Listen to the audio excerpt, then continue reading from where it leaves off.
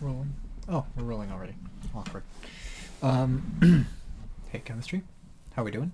What I have here and here should be the review that y'all were doing for, not review, like the practice questions, I guess, for the periodic table. So reading the periodic table, specifically, like, actually, I guess reading, like, after the periodic table, right? There are some things that you could memorize, but, like, why? You have a reference table. Use it. All right. So what we have are like 15 questions. I think I had you do one to 29, but the odd ones. So let's take a look and hopefully, yep. Okay, that works. That works. That works. Great. Yeah, I'm back here. I still kind of like this. I'll probably go back and forth between this and OneNote. But for now, please stop calling. I'm not buying what you're selling. Don't be like this. Okay, thanks. Alright, the elements in the modern periodic table are arranged according to their atomic number. So that was one straight out of the notes, and we've talked about it a few times. Like the way that they're arranged on the table is just by the atomic number. Number 3, when you combine them with non-metallic atoms, metallic atoms would generally will. Alright, I think this was like the first thing, one of the first things we say about metals on page 74 of the notes, which I did last video. They will lose electrons, they will become positive ions. There we go. What characteristic describes most metals in the solid phase? Well, most metals are good conductors of electricity. What characteristic of a solution may indicate the transition element? Alright, transition element. That was one of the group names that I wanted y'all to remember. That's groups 3 through 12, and their defining characteristic are their color. When you put them into solution, the solution is colored. Compared to the atoms of nonmetals in period 3, the atoms of metals in period 3 they have the same number of electron shells, but they have fewer electrons in them, so there are fewer valence electrons present. Number 11, what group 17 element is a solid at room temperature and pressure? Right, two things that you can do. One, well, I get you, like you could memorize a bunch of stuff. The answer is choice 4. The reason that the answer is choice 4 is because on the reference table, on that page after the reference table, you have a bunch of characteristics and properties. One of them is melting point. If room temperature is above the melting point, then excuse me, that element will be melted at room temperature. Now the thing is, you do need to know what room temperature is. Room temperature is give or take 290 Kelvin. That's about room temperature. It's 20 to 25 degrees Celsius, 65 to 72-ish degrees Fahrenheit, but about 290 Kelvin. So, water is funny. Alright, whatever.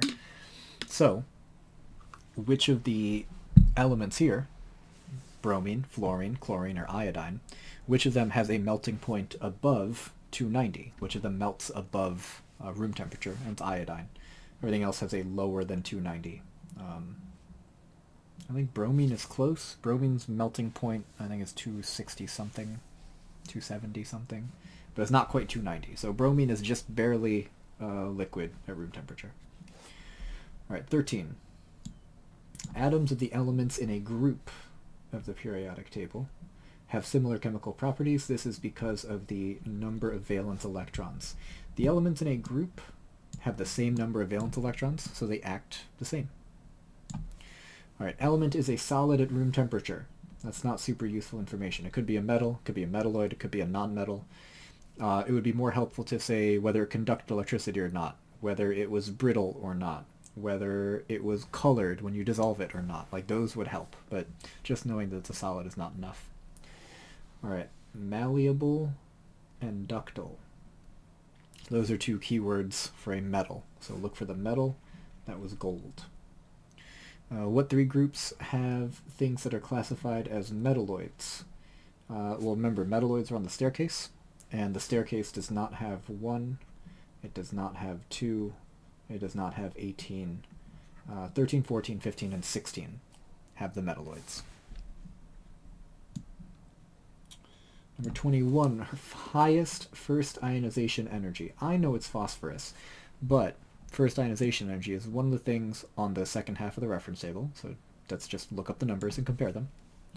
What sequence of elements is arranged of decreasing atomic radii? Again, atomic radius on the reference table. So please don't try to like memorize. I guess if you really want to memorize stuff, if you want to know this stuff, there are trends that you can look at. Generally, I'll bring up the reference table in a second, but you can look them up. All right. Number 25, in the ground state, elements in group 15. Okay, same group, same number of electrons in the valence energy level, same number of valence electrons. Properties of carbon should be most similar to silicon because they are in the same group. 28 inside electrons, 7 valence electrons, that's 35 total. That is bromine, which is in period 4. Alright. Now a couple of things. Again, I hope that was fairly straightforward. I hope there was nothing tricky or incredibly complex there. There is just something that I want to look at here. And it's here, here, and here. So insert those pages. Can I rotate? You can rotate, right? Yep, there it is. Alright. So I'm going to talk about something there. Let's talk about some here. That's fine. And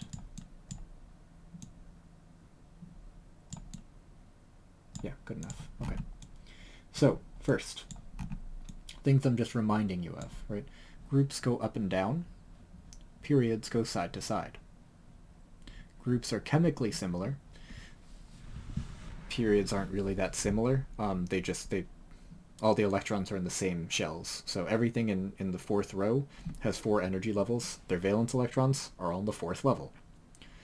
Don't forget that this row down here belongs in 6. The bottom row here belongs in 7. So there are only 7 periods, not 9. Your metalloids are here, except for aluminum. Aluminum is definitely a metal. You have first ionization energy, you have electronegativity, you have melting point, the boiling point, the density, and the atomic radius. There are asterisks. It's the boiling point at standard pressure, so normal circumstances, and the density of solids and liquids at room temperature, so solids and liquids are at normal, again, like 290-ish Kelvin. The density of gases are 298 Kelvin, 101.3 kilopascals. That's STP. No, it's not. 298 Kelvin is not STP. That's roughly room temperature too. 298 Kelvin. Anyway. Please remember that you can always just compare things, right? So if you're asked to compare, like these atomic radius, don't feel like you need to remember anything about how they're arranged here. Does this generally tell you something? Yeah, in general, as you go to the right, atomic radius will go down. As you go to the right, electronegativity will go up. As you go to the right, ionization energy will go up. You can also just always check. Electronegativity will go from low to high, so I'll start at 3, and we'll go to 9, right? So 3 to 9 is the second row. Generally speaking, it goes up. Atomic radius, generally speaking, starts high and goes down. And the ionization energy generally starts low and gets higher, right?